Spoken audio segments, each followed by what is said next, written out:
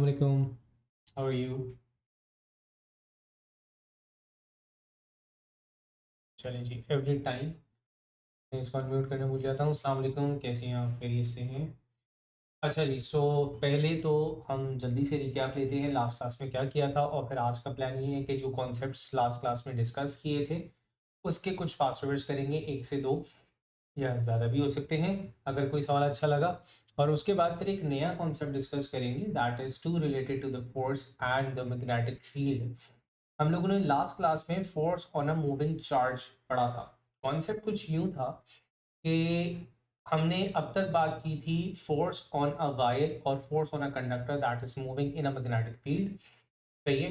अब वो उसके ऊपर फोर्स यूं लगती है कि उसकी अपनी एक मैग्नेटिक फील्ड है, वो एक्सटर्नल मैग्नेटिक फील्ड में आ गए, दोनों मैग्नेटिक फील्ड का इंटरैक्शन होता है जिसकी वजह से एक रिजल्टेंट फोर्स लगती है। राइट। अच्छा, अब हमने क्या डिस्कस करना है? हम डिस्कस कर रहे हैं फोर्स ऑन चार्ज पार्टिकल, एक ऐसा चार्ज पार्टिकल जो कि मैग्नेटिक फील्ड के अंदर मूव कर रहा है। अब डेफिनेटली मूविंग चार्ज की भी मैग्नेटिक फील्ड होगी। अ, एक सेकेंड।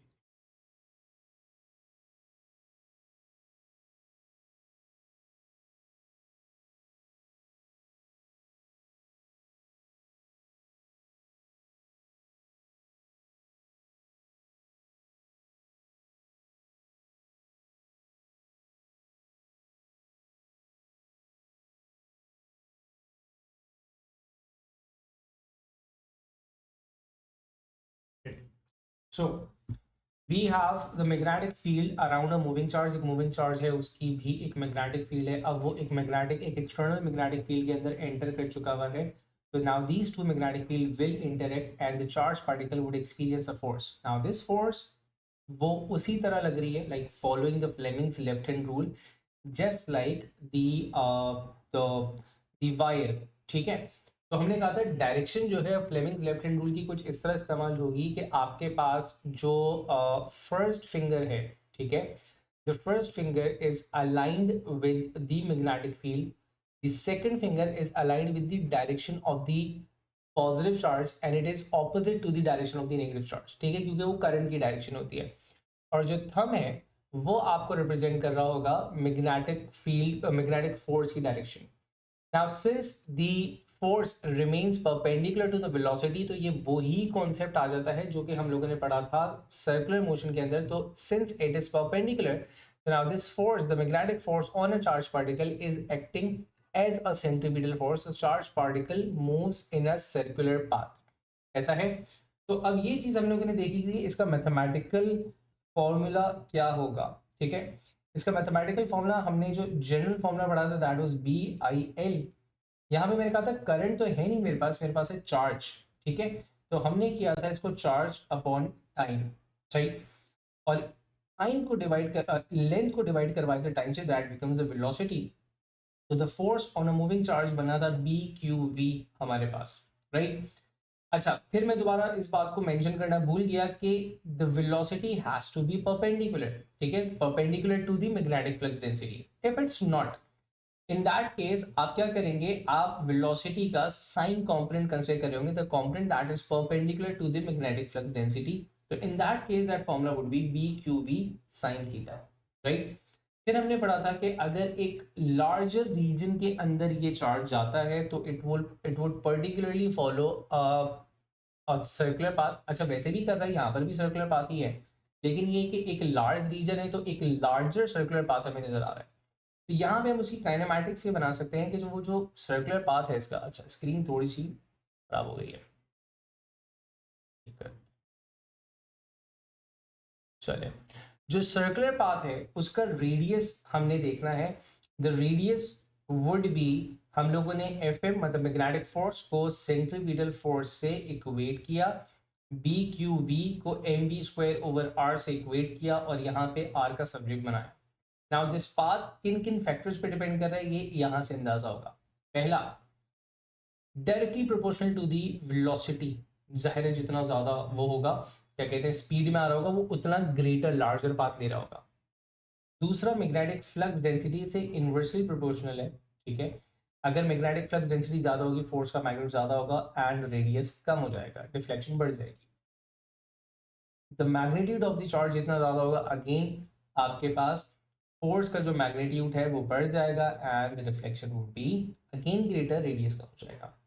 मास को भी डिस्कस कर लेते हैं यहाँ पे। देखो फॉर एग्जांपल अगर मैं डिस्कस करूँ two particles having same charge but different masses somehow let's say, तो वहां पर आपके पास अगर मास बढ़ता है तो डिफ्लेक्शन कम हो जाती है ड्यू टू द ग्रेटर मास, और यहाँ पे रेडियस अगेन क्या हो जाएगा इसका, कम हो जाएगा।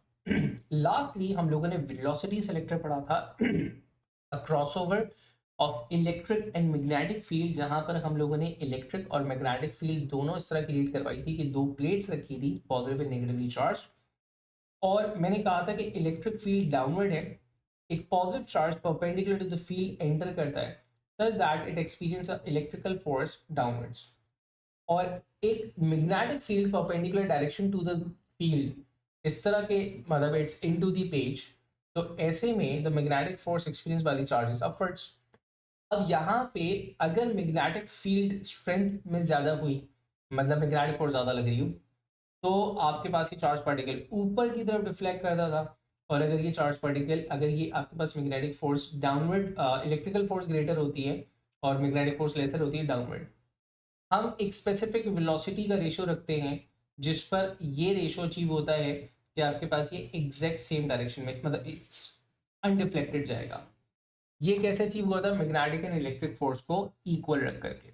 मैंने कहा था इसकी एप्लीकेशन क्या है, इसकी एप्लीकेशन हम वेलोसिटी एक्सेलरेटर्स के अंदर, पार्टिकल एक्सेलरेटर्स वगैरह के अंदर इसको इस्तेमाल कर सकते हैं, ठीक है ना। तो ये सारी चीजें हम लोगों ने लास्ट क्लास में की थी।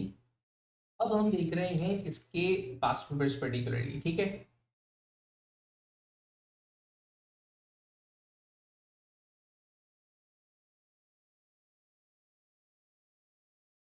अच्छा जी,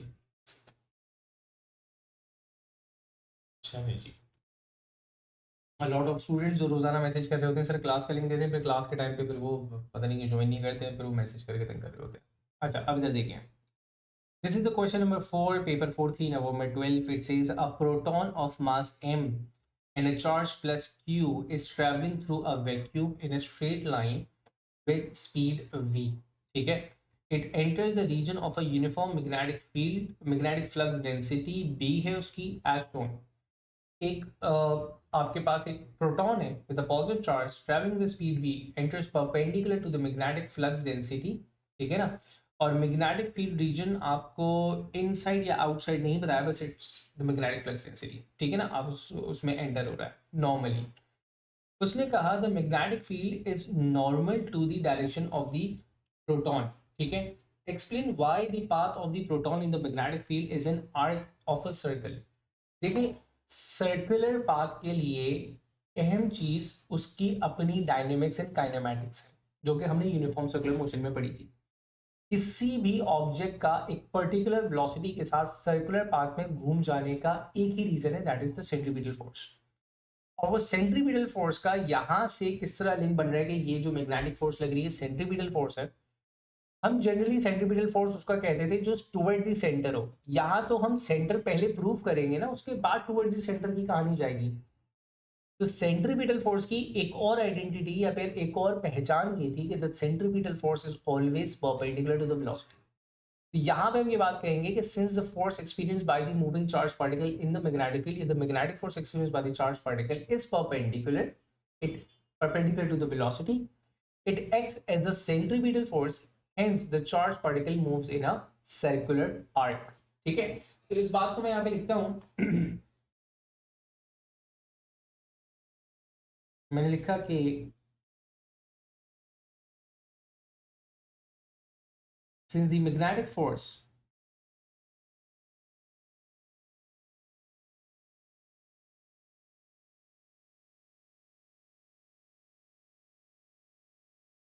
is perpendicular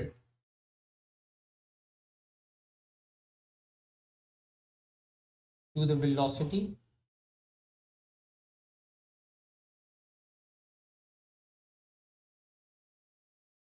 hence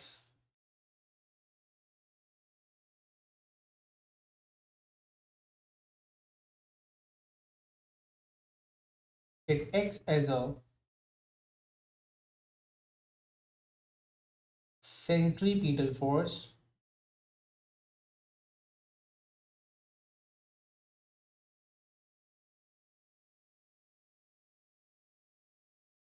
centripetal force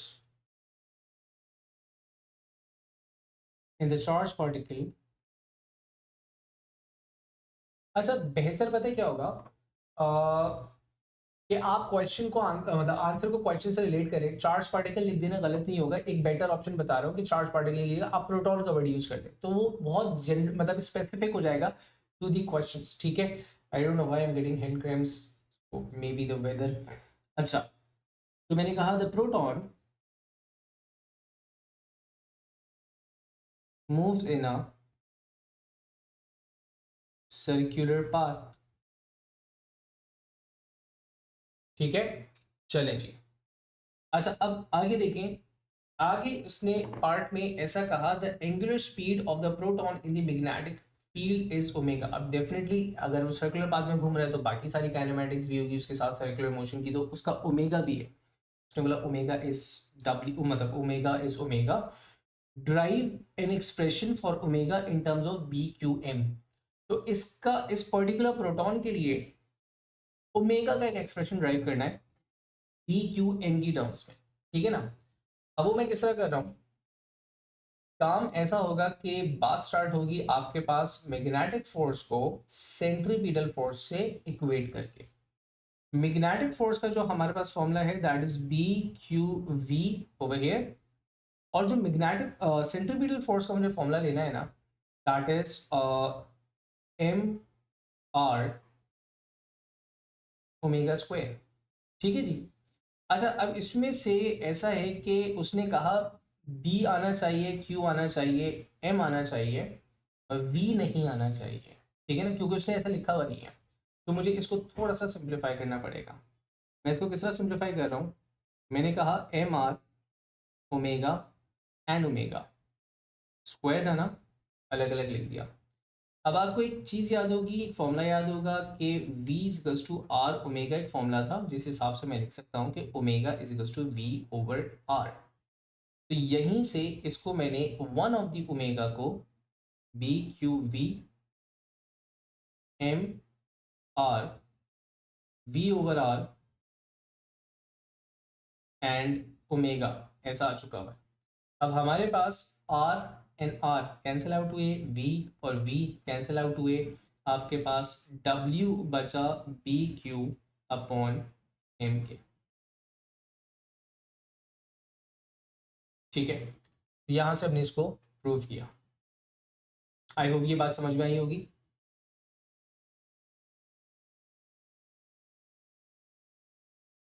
चलिए अब आगे बढ़ते हैं। आगे हमने कहा, आगे सवाल ही खत्म हो गया, तो ये बहुत ही छोटा सवाल था, 6 नंबर के लिए आपके पास एक छोटा सा पार्ट आया था, ले लीजिए। अच्छा मैं पहले भी शायद इस बारे में मैंने कहा था कि जस्ट लाइक थर्मल फिजिक्स, इसके भी क्वेश्चन मिक्स आ रहे होते हैं ना आपके पास, एक पार्ट में कुछ एक पार्ट में कुछ, तो सेपरेट क्वेश्चंस कम।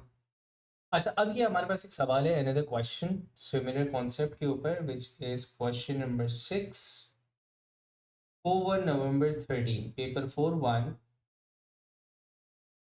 नवंबर 13, ठीक है।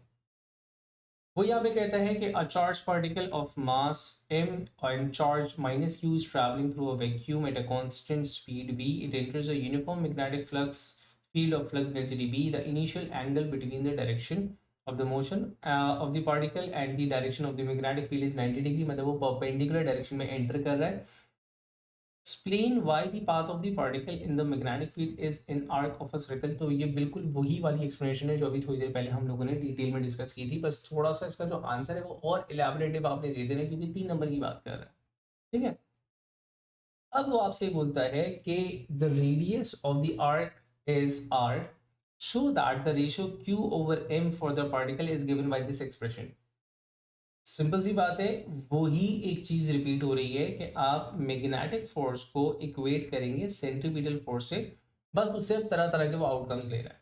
तो मैंने कहा बी क्यू वी को मैंने इक्वेट किया m we square over are से। अच्छा किस वक्त एम आर ओमेगा स्क्वायर इस्तेमाल करना है, किस वक्त m we square over r इस्तेमाल करना है, ये चीज़ आपने देखना है कि आपके पास जो क्वांटिटीज इन्वॉल्व में कौन सी है, कहीं टाइम पीरियड का जिक्र आ रहा हो, कहीं ओमेगा का जिक्र आ रहा हो, तो एम आर ओमेगा स्क्वायर की तरफ चले गए, जैसे प्रीवियस पार्ट में था।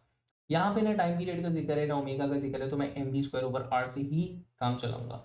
ठीक है, मुझे एम क्यू ओवर एम का रेशो चाहिए था, तो देखिए सिंपली ऐसा हुआ कि आपके पास one of the V cancels out, M को मैं नीचे ले आता हूँ, क्यू के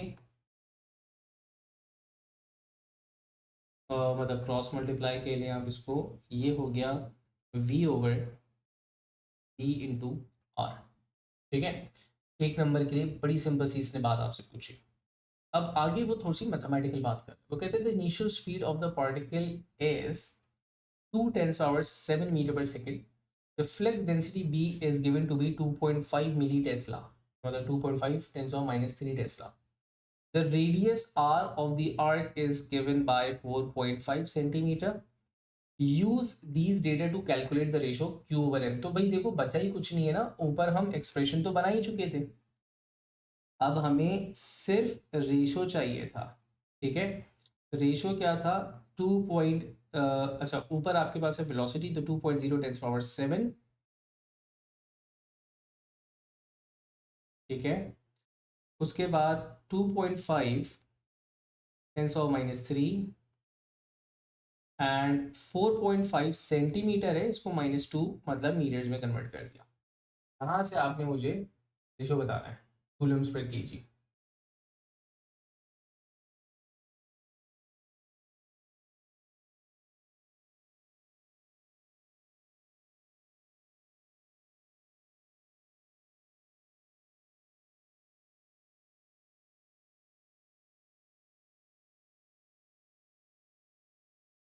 वन पॉइंट एट लिख दूं मैं इसको,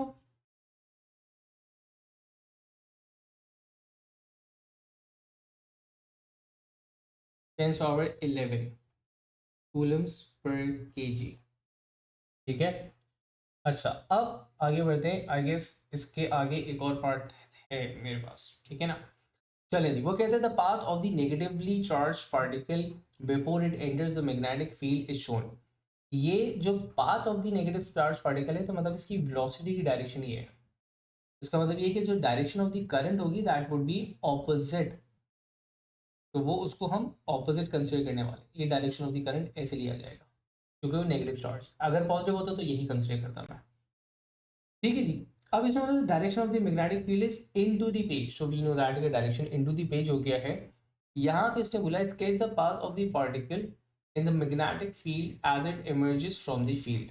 ठीक है, as it emerges from the field. Okay, ये एंड है मैं इसलिए मैं थोड़ा सा रुक गया था, particle in the magnetic field एक बार, and as it emerges from the field, मतलब आपने उसका फील्ड के अंदर पाथ बनाना है और फील्ड के बाहर भी पाथ बनाना है। फील्ड के बाहर वाली बात इसने क्यों पूछी है, फील्ड के बाहर फोर्स गायब हो जाएगी, तो वो टेंजेंशियल डायरेक्शन में अगेंस्ट स्ट्रेट जा रहा होगा, तो यूं इसने पूछा पहले तो फोर्स की डायरेक्शन डिसाइड करते हैं। लेकिन using the Fleming's left hand rule, आपके पास मैग्नेटिक फील्ड है इनटू द पेज, तो ये जो फर्स्ट फिंगर है ये इनटू द स्क्रीन जाएगी। ठीक है, उसके बाद क्योंकि मेरा पार्टिकल टुवर्ड्स राइट जा रहा है, राइट ऑफ द स्क्रीन, तो ये जो मेरी सेकंड फिंगर है ये towards the left of the screen point out करेगी।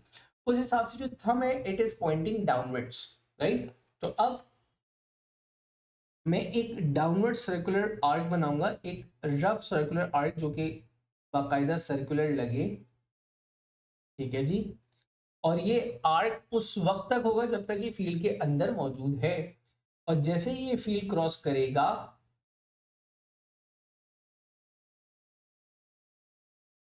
तो ये टेंजेंशियल डायरेक्शन में स्ट्रेट निकल जाएगा। ठीक है, अच्छा अब इसका पाथ को शो करने के लिए मैं क्या करूंगा, मैं यहाँ पे एरोज लगा दूंगा, ये जो इलेक्ट्रॉन है इस डायरेक्शन में जा रहा है, ऐसे करके मार्किंग आपकी पता है यहाँ पे कैसे होगी, आपको एक मार्क मिलेगा इसका to show the deflection that is it is going downwards, और एक मार्क मिलेगा इसका जो कि ये बता रहा होगा कि ये टेंजेंशियली आपने उसी डायरेक्शन में इसको बाहर भेज दिया था।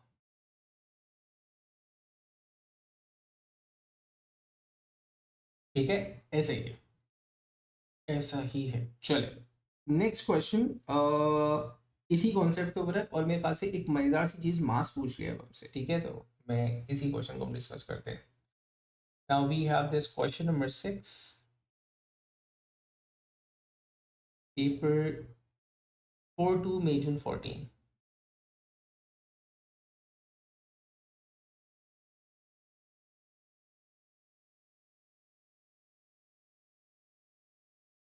ठीक है, अच्छा, तो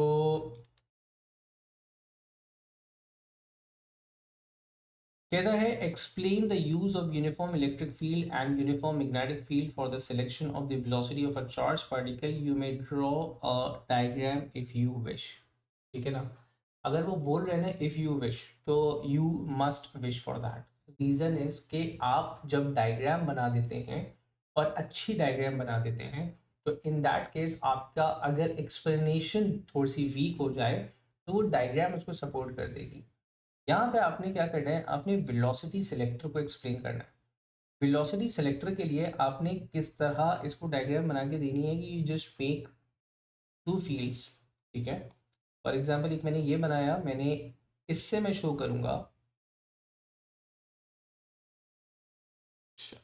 इससे मैंने शो किया the positive and negative field. ठीक है, ज़रूरी नहीं है कि बहुत सारे पॉजिटिव चार्जेस बनाए आप इसके ऊपर, आप एक काम ये भी कर सकते हैं कि आपने इसको रखा, जनाब दिस इज पॉजिटिव टर्मिनल या पॉजिटिवली कनेक्टेड, और ये आपके पास नेगेटिवली कनेक्टेड है। ठीक है, अच्छा, उसके बाद अब आपने शो करना है मैग्नेटिक फील्ड। तो मैग्नेटिक फील्ड का एक इसका तरीकेकार ये कि वो शेडेड रीजन शो करता है। अगर डेफिनेटली आप पेपर में शेडेड रीजन नहीं शो कर पा रहे होंगे, तो आप क्या करें, आप बड़े सारे क्रॉस लगा दें इसके ऊपर। ठीक है, इतने गैप से कि सेंटर में आपने एक डायग्राम और बनानी है ना, तो आपने ऐसे करके क्रॉस बना के, और मैं कहीं यहाँ साइड में इसको ऐसे लिखूंगा कि magnetic field into the paper. ठीक है, अच्छा, अब मैंने क्या करना है, मैंने ये शो करना है कि एक पॉजिटिव पार्टिकल यहाँ से आ रहा है। याद रहे कि आपकी जो फील्ड्स की डायरेक्शन है ना, वो आपके पार्टिकल के रिस्पेक्ट से होनी चाहिए। राइट, मतलब ऐसा ना हो कि आप नेगेटिव पार्टिकल बना दें, उसके ऊपर तो फोर्सेस अलग ही लग रही होंगी। राइट, तो और फील्ड आप सपोर्टिंग फील्ड ना बनाएं या फिर एरोस की डायरेक्शन। अब मैंने कहा कि जब ये पार्टिकल इधर आएगा तो इसके ऊपर मैग्नेटिक इलेक्ट्रिकल फोर्स लग रही होगी डाउनवर्ड, और इसके ऊपर जो मैग्नेटिक फोर्स है वो लग रही होगी अपवर्ड्स। ऐसे करके मैंने दोनों फील्ड्स शो कर दी। ठीक है, और मैं लेबल भी कर दूंगा कि this is the magnetic force, this is the electrical force. ठीक है, अब मैं इसकी एक्सप्रेशन लिखूंगा कि as the particle enters the field region, it experience forces due to both the fields।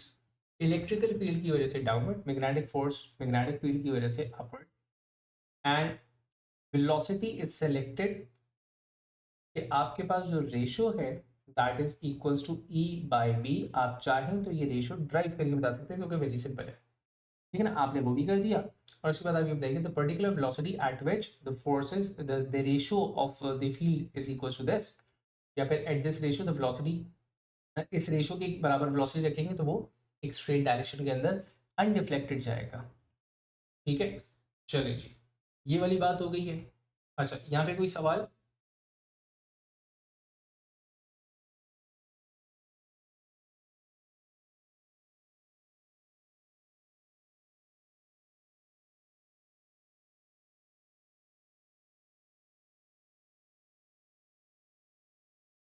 चलिए जी, अगले पार्ट की तरफ आ रहे हैं। कहते हैं ions of all the same isotope are travelling in vacuum with speed of 9.6 tens power 4 meters per second। ठीक है, the ions are incident normally on a uniform magnetic flux density of a uniform magnetic flux density 640 millitesla। The ions follow a semicircular paths A and B before reaching the detector। ठीक है भाई साहब, अच्छा ऐसा है कि there are ions of all of the same isotopes are traveling in a vacuum with speed this much। The ions are incident normally मतलब perpendicularly वो एंटर करते हैं a field region 640 milli tesla का, और आयन जो है वो semi circular path लेते हैं ए एंड बी। ठीक है जी। अब ऐसा है कि the data for the diameters of the path is shown, path A जो है उसका डायमीटर 6.2 सेंटीमीटर्स में and B is great twice of that 12.4 लिखा हुआ है। अच्छा, the ions in path B each have charge 1.6 tens और माइनस 19 कूलम्स, मतलब जो वो पॉजिटिव चार्जेस हैं। आपको आयंस बताए हुए, these are not electrons, these are not protons, ions हैं। तो इनका जो चार्ज होगा, मतलब चलिए जी, चार्ज आपको दे रखा हुआ है, इनका मास कुछ अलग हो सकता है। वो कहते हैं determine the mass in u of the ions in part B. अच्छा, मुझे मास मालूम करना है। अब मैं मास किस तरह मालूम कर सकता हूँ? 4 नंबर का है तो थोड़ी सी वर्किंग दिखा करके करेंगे। हमें पता है कि यहाँ पे हो ये रहा है कि जो इस आयन के ऊपर मैग्नेटिक फोर्स लग रही है वो एक्ट कर रही है एज ए सेंट्रीपिटल फोर्स। ठीक है। और यहाँ पे कुछ यूँ है कि ये फोर्स है बी क्यू वी के बराबर, और ये फोर्स है M we square over R के बराबर। यहाँ पे जो इन्फॉर्मेशन मुझे पता है उसमें से सिर्फ एम नहीं है, बाकी सब मैं जानता हूँ। तो मैंने एम को यहाँ से सब्जेक्ट बना के दिखा देना है। मैंने कहा B V R upon M, sorry कुछ गड़बड़ कर दी। अच्छा, ये वी तो यहाँ से कैंसिल आउट हो गया था ना, और क्यू कैंसिल आउट नहीं हुआ था। चलिए जी, मैंने क्यू क्यों कैंसिल आउट किया? चलिए, तो ऐसा नहीं है, ये होगा B Q R upon V, ये करना था मुझे। अब मैंने क्या किया, मुझे मास निकालना था, तो मैं वैल्यूज पुट करूंगा 640 टेंस पावर माइनस 3, चार्ज था 1.6 tens power minus 19, radius of B था 12.4 सेंटीमीटर्स, तो मैं -2 के अंदर इसको लिखूंगा, और v की जो वैल्यू थी that was given to be 9.6 tens power 4, 9.6 tens power 4।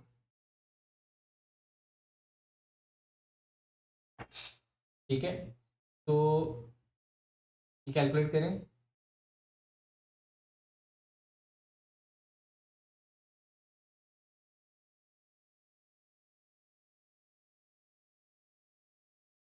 ये कैलकुलेट करके मुझे वैल्यू बताइएगा।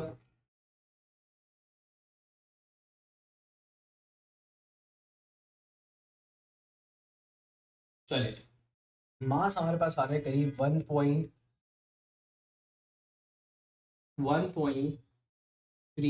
Tense power minus 25। अच्छा, मेरे पास ये value,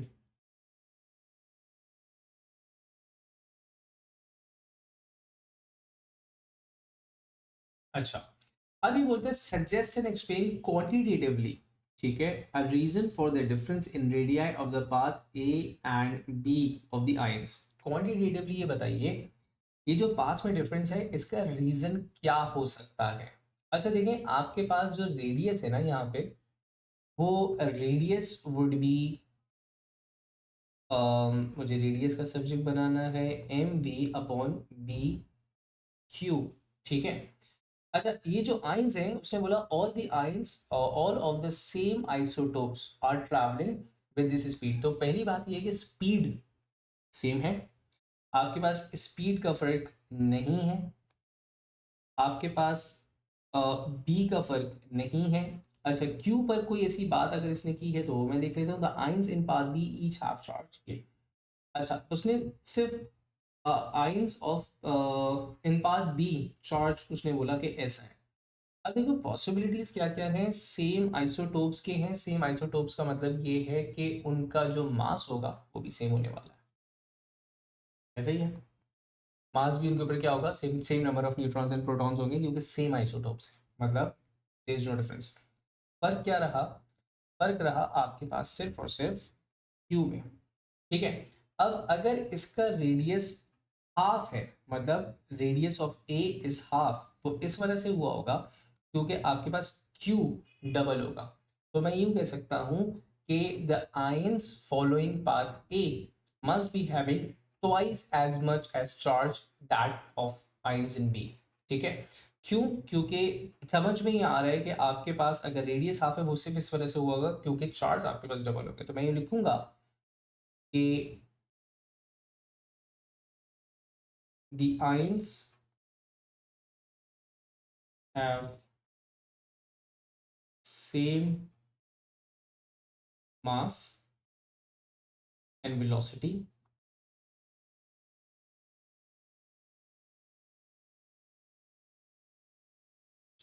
but the charge of ions in path A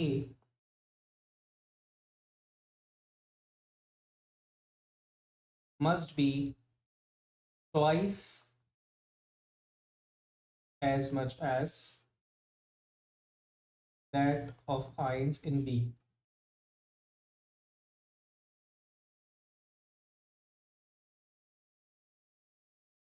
ठीक है, यहां पे मुझे बताइएगा कोई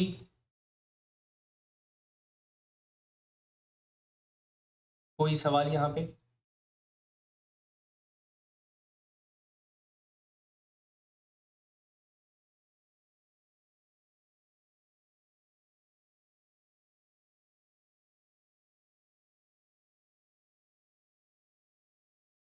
अच्छा, चलिए जी, आगे बढ़ते हैं। कोई जबरदस्त सा सवाल ढूंढते हैं, कोई अच्छा सा सवाल अब इस कॉन्सेप्ट के ऊपर हमें नजर आता है। एक ये सवाल नजर आ रहा है, ठीक है। अच्छा, अब हम ये देख रहे हैं, क्वेश्चन नंबर 6 है।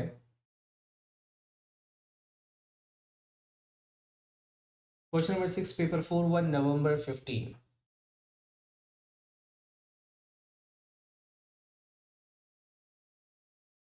अच्छा, वो यहाँ पे ऐसा कह रहा है, particle has mass m, charge plus q and speed v, show that the magnitude and direction of the force if any on the particle when the particle is travelling along the direction of uniform gravitational field of strength g।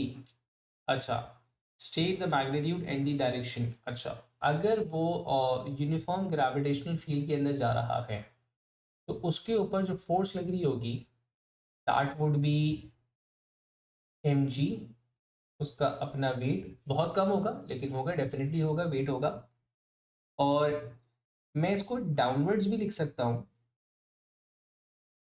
और बेहतर ये है towards the centre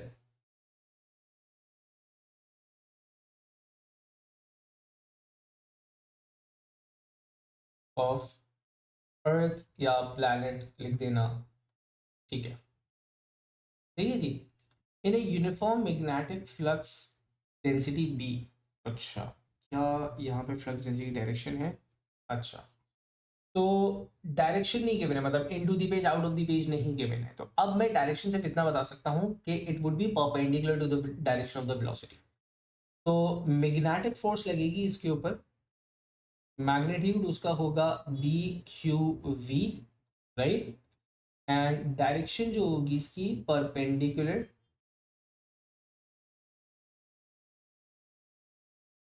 to the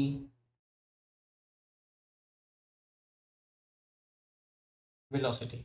ठीक है, since ऐसी कोई बात नहीं की थी कि भाई into the page out of the page है तो मैं लेफ्ट राइट अप डाउन नहीं बता सकता, तो मैंने एक जनरल बताया कि भाई वेलोसिटी जहां पर भी ना उसके परपेंडिकुलर रहेगी फोर्स। अब आगे उसने बोला, two charge horizontal metal plate situated in a vacuum produce a uniform electric field of field strength E between the plates, the field strength outside the field region plate is zero, between the plates is zero। ठीक है, ठीक है, मतलब वो field के बाहर, मतलब plates के बाहर का जितना भी एरिया है ना यहाँ पर आपके पास दैट इज जीरो।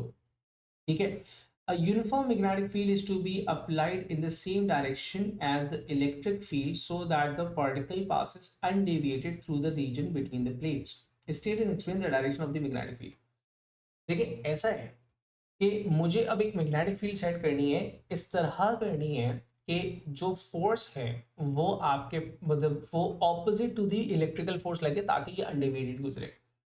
अभी अगर ये आपके पास एक पॉजिटिव चार्ज है तो और फील्ड की डायरेक्शन नीचे है, तो मुझे इतना पता है कि ये ऊपर वाली प्लेट है पॉजिटिव, नीचे वाली प्लेट है नेगेटिव, और जो चार्ज एक्सपीरियंस करेगा इलेक्ट्रिकल फोर्स वो डाउनवर्ड होगी। ठीक है, अब जो मुझे बतानी है फोर्स, वो एक मैग्नेटिक फोर्स बनानी है जो कि it is suppose to be upwards. ठीक है, तो मैं क्या करता हूं कि मैं अब अलाइन करता हूं second finger towards right with the direction of the velocity, और थंब को अलाइन करता हूं अपवर्ड्स, ठीक है ना, टॉप ऑफ द पेज के ऊपर, और फर्स्ट फिंगर देखता हूं कहां जा रही है। जो फर्स्ट फिंगर है that is going into the plane of paper, that is showing कि मेरे पास जो यहाँ पे मैग्नेटिक फील्ड होनी चाहिए that should be into the plane of paper. ठीक है, अब यहाँ पे आप इसको एक्सप्लेन करेंगे, स्टेट एंड एक्सप्लेन। ठीक है, तो आप ये बताएंगे कि जनाब the magnetic the magnetic field should be into the plane of paper so that the magnetic force experienced by the moving charged particle is upward, that is opposite to the electrical force। ठीक है, तो इसको 2 number के लिए तरीके से किससे explain करूंगा, मैं लिखूंगा कि magnetic field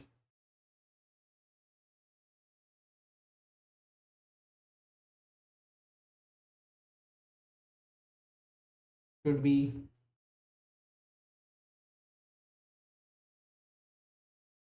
into the plane of paper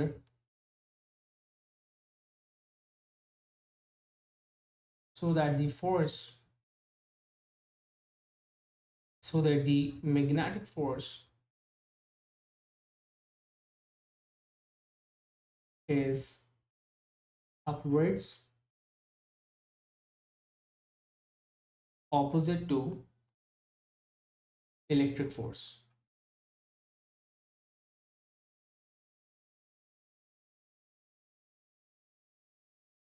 ठीक है,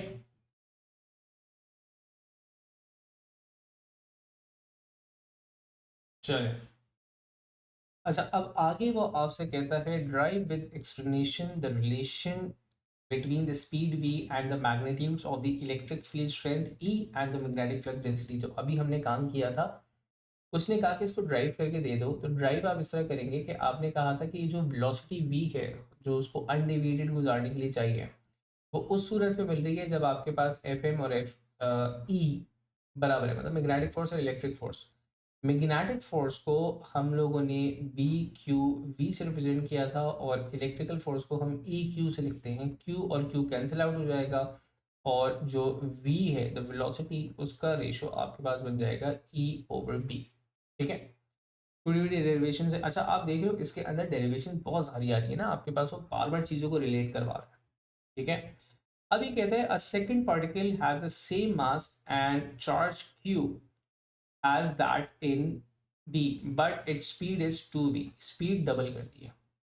This particle enters the region between the plates along the same direction as the particle in B। Sketch the path of this particle in the region between the plates। चलिए, क्या जबरदस्त बात की उसने बोला। अच्छा, चार्ज भी इसने क्या रखा था, चार्ज वही है, स्पीड डबल कर दी है।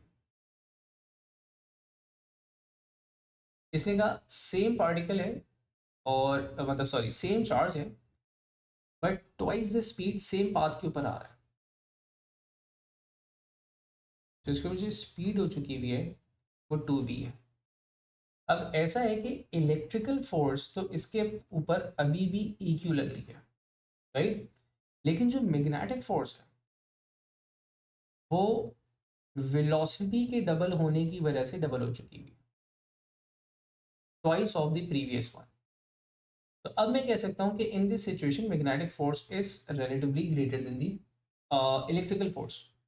So this charged particle as it enters the field would deflect upwards, और वो उस वक्त तक डिफ्लेक्ट होता रहेगा जब तक वो फील्ड के अंदर है, और फील्ड से बाहर निकलते वो स्ट्रेट डायरेक्शन में निकल जाए। तो अपवर्ड इसलिए डिफ्लेक्ट हुआ था क्योंकि ऊपर उसके ऊपर जो मैग्नेटिक फोर्स लग रही है that is greater than the electrical force.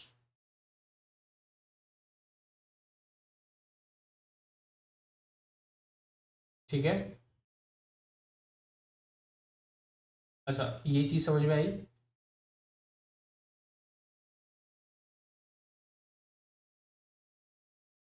चलिए जी। अच्छा, अब मुझे अब जो नेक्स्ट पार्ट करना था उसके लिए हमारे पास इतना टाइम तो है नहीं, तो हम देखते हैं अगर कोई और क्वेश्चन है। सिमिलर से क्वेश्चंस हैं सारे। Why it is in a circular path, क्या रेशो होगा, whatever the things are. बहुत ज़्यादा कैलकुलेशन मुझे नहीं नज़र आ रही है। सेम सिमिलर सॉर्ट ऑफ सी चीज़ें यहाँ पे पूछ रहा है। चले जी। अब आपने करना ये है कि क्योंकि हमारा ये वाला पार्ट भी खत्म हो चुका है, तो अब आपके पास एक और टास्क आ गया कि सिमिलर क्वेश्चंस को आपने भरपूर इसको प्रैक्टिस करनी है। कोशिश करें टिल द नेक्स्ट क्लास, ठीक है, या फिर लेटर ऑन अगली क्लास में we'll be doing force on parallel wires, ठीक है, उसके क्वेश्चंस देखेंगे एंड फिर हम इसको बाय द वीकेंड खत्म कर देंगे। हमारे पास लास्ट टॉपिक रह जाएगा हॉल प्रोब का, ठीक है, हॉल इफेक्ट का। मैं कोशिश करूंगा कि हम एक ही क्लास में पहले कंटेंट कवर कर लें और उसके बाद फिर ये है कि एक साथ पासवर्ड्स खत्म करें कि बाय द नेक्स्ट क्लास हमारा टॉपिक खत्म हो जाए, ठीक है। So meet in the next class, अपना ख्याल रखिएगा, अल्लाह हाफिज़।